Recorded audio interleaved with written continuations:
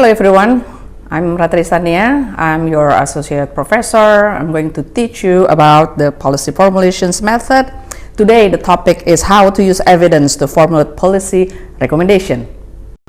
So what we're going to discuss today is about policy, but the specific things about the policy is how to formulate policy with the good analytical skills and also the applications of tools.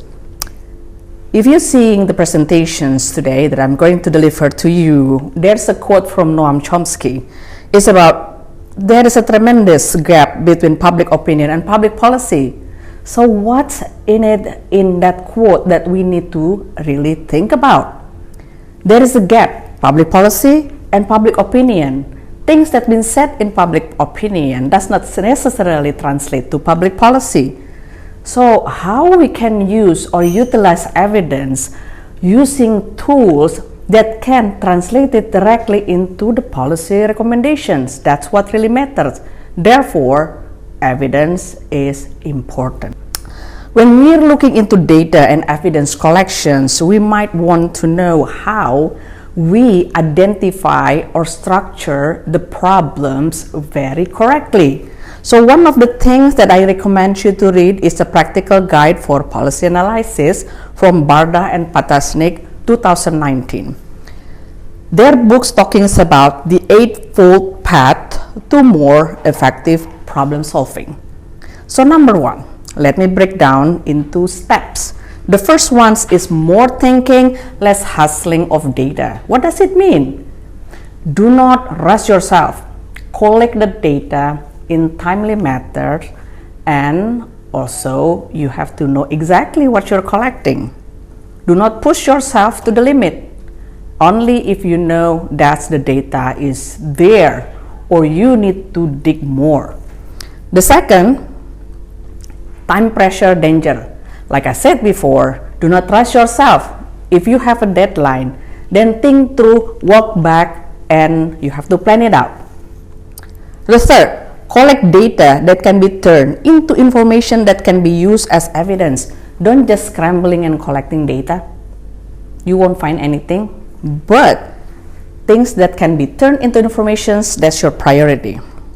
Fourth, evidence affect the existing belief of important people. So you have to know data can influence people thinking, and that's what you're aiming for. Think before you collect. Seldom do because easier to gather and look productive. People tend to imitate that they are busy, but they are not. So you have to think before you collect the data. So then we go to the next step. A question about, is data useful? To whom? For whom? Do literature review and survey other best practices. That's the most important thing, because we have to know the whole universe of those research that's been out there that we can use as a foundation for our analysis. Use analogies of similar problems. There are newspaper, bottle recycling can be analogous to what we are doing. Get into requests out early, so you distribute all the things that you've been collecting so far, asking people whether it is right, whether your assumption is correct, your data collected is correct or not. The last one, do not ignore those who disagree. Critical thinking requires people who think critically. Criticism is okay as long as it can be productive to your data collections. The next thing is about the applications of policy analysis tools for policy alternatives. So this is very important. The next steps after you identify problem, then you have to analyze, right? Then you come up with recommendations, but you don't come up with only recommendations that you think that is right. There is tools that can be applied to it. One of the tools that I would like to recommend is the Eisenhower matrix. So that help you to identify which the priority from those alternatives that you already so far analyzed. This is about the pair. There is 4 quadrants divided by not important and urgent pair, important urgent pair, and not urgent and not important pair. So there are 4 quadrants, remember. The first one, the combination between important and urgent, for instance. it requires you to do the do, which is tasks with deadlines or consequences. Then the combination between not important and urgent will require you to delegate. What is it delegate? Tasks that must get done but don't require your specific skill set. The next, important, not urgent pair. Schedule. Tasks with unclear deadlines that contribute to long-term success.